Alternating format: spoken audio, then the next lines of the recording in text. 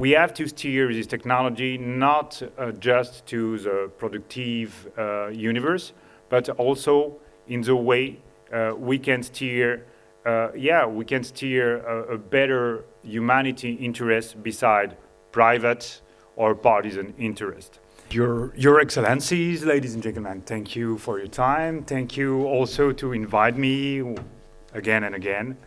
Of course, I guess it's really not random if my speech get after the IP office. And I have heard many times the last couple of days that we speak about necessity for changes. Changes the way we're taking decision or changes the way we're governing. And beyond politics, artificial intelligence can be, a good candidate. That's my belief for the next couple of centuries. And let's try before we start, because of course, speaking about artificial intelligence can lead to also fears and greater traits. But let's try to start by imagining a world where climate change is no longer an issue. Can you do that with me? Can you imagine a world where wars and pandemics and famine are just relics from the past? Do you want that world with me? Think about a world where we, humanity, are released from wasting our time to fight each other, to fight against the climate, to fight against our own civilization, and focus more on our purpose. What was our purpose since thousands of and hundreds and thousands of years? It was to survive and thrive.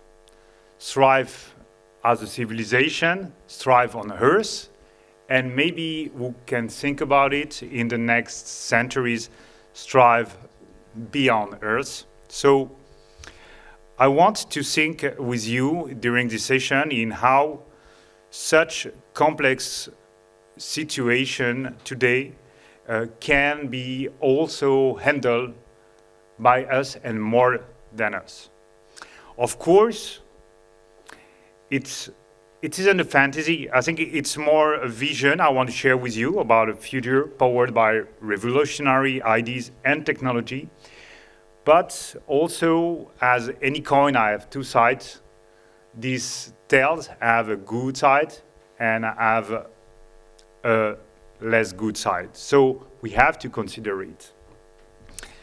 But if it sounds a bit like an utopia today, I think it's because so many times our current system failed on us. I think I'm a bit too old today to come and say you failed on us. It's really not the topic today. But I think for so many time we have moved with same old good solution to solve same good old problems. And we know that today we have many solutions. We have history, we have resources, but think about it. This system that is driving our world has been designed what? 100, 200, 300 years from now? So how could it be different that from a growing complexity in this world, we have more and more information, more and more data point, more and more, the world complexity have exploded on the last decade. And how could we think that the same good old machine could solve today's problem? Will you freeze your food with ice block again today? No, you'll probably buy a new fridge, and I'll do the same. So we might consider that the system today have to also evolve. And it's time, of course, to revoke the status quo, foster new ideas and protect them, of course, and re-enchant our institution. And those institutions, they have to meet the modern world. They have to be data-driven. They have to understand also the complexity, not only not only by frameworks, but also by other infinite way, and innovation I think is a good. And yeah, my proposition right now is we just go and explore this together. Because this is the dawn of a new industrial revolution. And I think I'll better use the exponential technology explosion period we will live. For those who read Liu Qingjing, the three bodies problem writer, this is a conceptual time where a civilization will take not one step forward, but 1,000 steps forward. And of course, IP will have a lot to do in the next decade, for sure. And if we're taking a look at this amazing journey, I mean, it's not happened like that. It's just because if millions of years we need to invent languages, it took only thousands of centuries to start to process our languages. And only a couple of decades to unveil machine learning, help the machine start to learn by itself, and just a couple of years to break out Gibberlink's AI communication protocol, if you heard about it, or even more recently, self-generated microchip blueprint. What does that sound? Could you believe a world where yesterday the people start to use ChatGPT, today the people start to feed AI agent to make stuff for them, and tomorrow the AI agents start to work together. And if I'm telling you that today the artificial intelligence are not only trying to reproduce what is the languages, they start to create their own languages to accelerate, the pace and the way they're communicating one to another. You can really think like the pace is accelerating at a speed that, we never saw that before. And I think you should maybe in the future be another 1,000 people and good people at the EU IPO in the near future. But think about it. It's not a question about does the AI will become autonomous.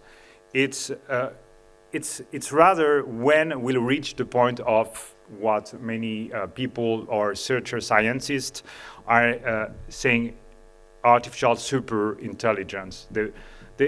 This point, I think, it's a point where there won't be anymore a company or an organization that explain the machine what she have to say or what she have to think. It's really not the time for that. And I think it's more the time to build the ethical frames, because it's the particular time and we need to start right now to start to learn how man and machine can work together. I told you this is a two-sided coin. If we are making it and if we succeed more globally to decide what a machine can do or what a machine can do in the near future, I think we're opening a world where the machine, think about this machine like, the best learning things that never exist. We have designed this to self-learn, and basically when you're starting to use them, they are teaching you how to use them. So you see, we can learn so much from them, or I think I don't want to fall in a dystopic narrative that mostly Netflix and the major company in Hollywood project you like the Terminator machine come and will exterminate the humanity. I think it's much more than that. It's much more sensitive, and it's a key for the future of civilization, better civilization. But would you like to vote for a robot tomorrow? In 2016, when Clinton and Trump was fighting each other, IBM was presenting the Watson supercalculator as a possible president for the United States. First, it was like, hey, this is a joke. And it was exactly where I was in Berlin 25th anniversary conference, presenting this joke. But 10 years after, it's starting to not become such a joke. Because can you imagine a non-partisan system that's free from bias and corruption, that is capable to process vast and complex data sets and can work 24 hours, 7 days per week? In such a system, you have a consistent and tireless system, but you have also a long-term focus system. This long-term focus system, is not more rely on the next election. Is not more rely on, the 4 to 5 years planning outlook, but he's more rely on the next 15 years outlook, or maybe even the 100 years outlook. What makes the China so strong today? It's a system that think 10 years in the future, while our democratic Western democracy are thinking, 4 years in the future for the next election, and it's far enough. And you can't solve the climate issue thinking 4 years outlooks. You need 15, 100 years outlook. And that's exactly where I think, not in a year, but maybe in 5 or in 10 years, the system will take more and more space into our governmental organization, global organization, and even private company or governance and decision. Why? Because when you're released from who is funding this candidate, does this candidate have already a mandate, and does this candidate is really thinking about what's going to happen in the next 15 years? So you'll start to have system that can, release us from a part of this responsibility and maybe give better hypothesis on the future. But why it matter here? I mean, we're not at the Amazon conference, we're not on an AI conference, and to be honest, I was I surprised myself thinking, okay, 10 years ago, I was already speaking at the ICD conference about robotics. And 10 years after, I'm back speaking about the AI revolution.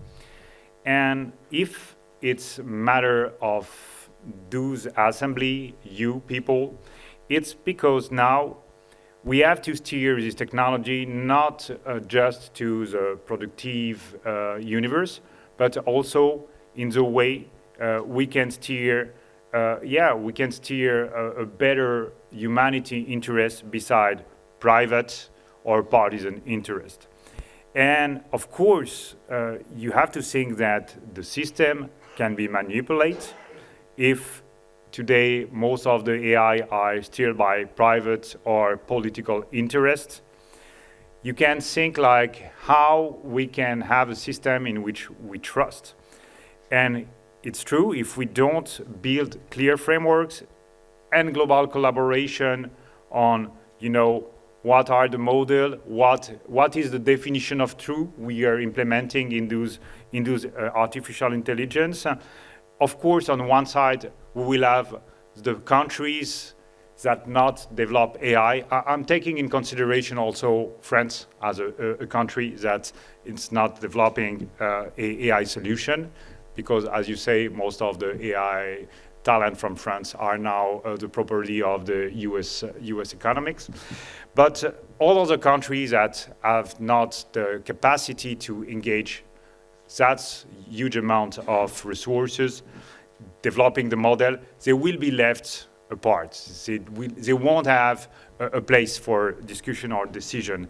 And even in worst case, think about, technological autocracy, where the companies that are designing this model, they're taking the power or they are implementing their own definition of truth to every application, every decision. So it can be very, it can be very dystopic also. That's the other side on the coin. And that's why it's not a matter of startup, it's not a matter of innovation, it's a matter of the worldwide governance deciding, how we can make those models from Eastern to Western work together, and how we can bring an extra layer of, a global governance decision-making upon this. Because, if you're asking a Chinese model or if you're asking a US model, you won't have the same very answers. And I think that's still our role. I mean, the AI won't replace the human. But the people that are using the AI, they will quickly replace the people that are not using it. So think about it. We are almost, I don't want to know who in this room is already using ChatGPT, because I think that there might be more hands than yourselves. But that's a reality. We'll need to embrace these changes and to feel it like an opportunity. It's an opportunity to size. We need to size. Our humanity needs to size to face all the global challenges facing us. And I promise you that it's just unstoppable.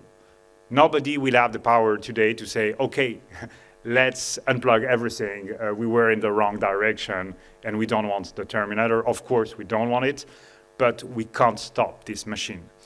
And I think the best is to think how we can use it to harness responsibility and not just to have a more new technological tool or new technological slave. Those picture a global platform, for example, where under the UN patronage, where you can integrate all those, technology and all those definition of truth and start to have some synthesis from Eastern or Western point of view, what would be the best decision. And I think we lack for facilitation. This world today lack for facilitation. We're becoming more and more binary, and we need people in the middle that can bring option. I heard yesterday that we have to create space for new options. And that's exactly what the AI is doing. It's here to create options, not based on what he like, what he don't like. Does he have a problem with her mother, or at the school he was cheated by the other? Just pragmatic options to put on the table where the people, for example, we spoke about how a Palestinian and Israeli can meet in a non-partisan environment. And this is exactly what the AI is doing, not tomorrow, what it's doing right now. It's here to give you options. And beyond politics, we already have a path forward. I mean, it's not like, it's going to happen maybe in the next 10 years, there will be young entrepreneurs that come and that will change everything, or maybe Elon Musk will buy the world. It won't happen like that. There won't be a big day or a big night. There will be small steps, and there are already small steps. If you're taking in consideration small countries like Estonia, for example, in Europe, they're already implementing chatbots to create relationship between citizen and the government. So what you have to think is, step by step, we will build the frame and we will build the relationship and we will build the governance we want with this technology. And of course, Roma wasn't built in a day, so there are many things you can start with, like advisory, as I told you. I'm sure we should be very surprised in a peace process to start think about, what the option an AI can bring to the table. And of course, in a less extreme situation, in your company, in your daily, you can already start to play with this advisory role. The ethical guidelines, of course, we need to establish a constitution, but we are not alone. We can start to work those guidelines with the AI. Think about it. it's not a machine, it's a mirror from your brain. So if you're starting to consider it like, something that can extend your capacity, you can start to ask the question, what would be the best ethical guideline to foster a good relationship between human and machine in the next 1,000 years?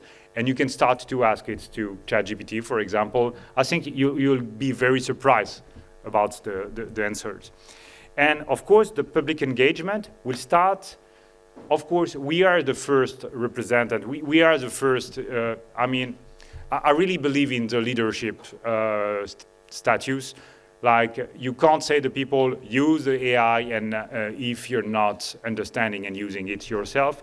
So we need a public engagement that's based on practice. So all the institutions should start to integrate this as a learning and as something in the scope of any discussion.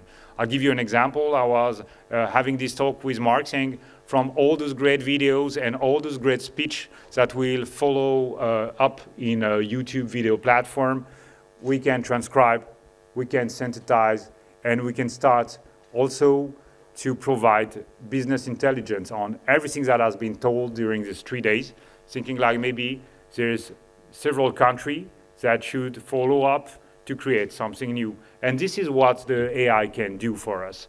So I think on the public engagement also should be on all manifestation to have a place for the AI. Not like, hey, we have a robot on the stage, but hey, we are cited by AI, and the events are also supported by the AI to make the content not only live on a YouTube platform, but be translated and be multiplicated and be shared to the world. And at the end, the international collaboration, we should start to have more and more of the discussion. I have incredible talk yesterday and the day before for the dinner, speaking about how this AI is impacting our role as politician, our leaders, as CEO. And to be honest, somewhere we almost already to start work differently and start to play with the AI much more than I thought at the beginning. And the purpose, I think that also something we are really missing in this world. We are too much distracted by wars, by climate changes solving, and we're not anymore focused on our purpose as a humanity.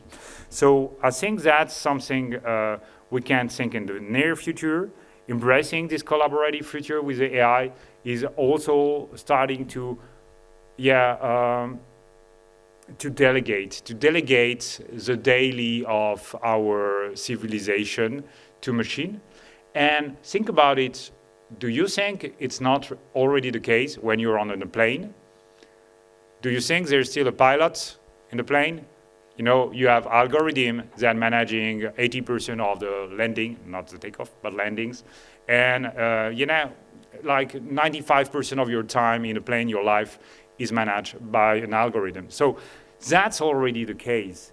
We just now to bring purpose, to bring ethical, and to bring things that is not a secret source from industries, but that's something that starts to be used for the benefit of the mankind. And we can spend life building it, or we can spend our life to nurturing with love, compassion, dream, and emotion.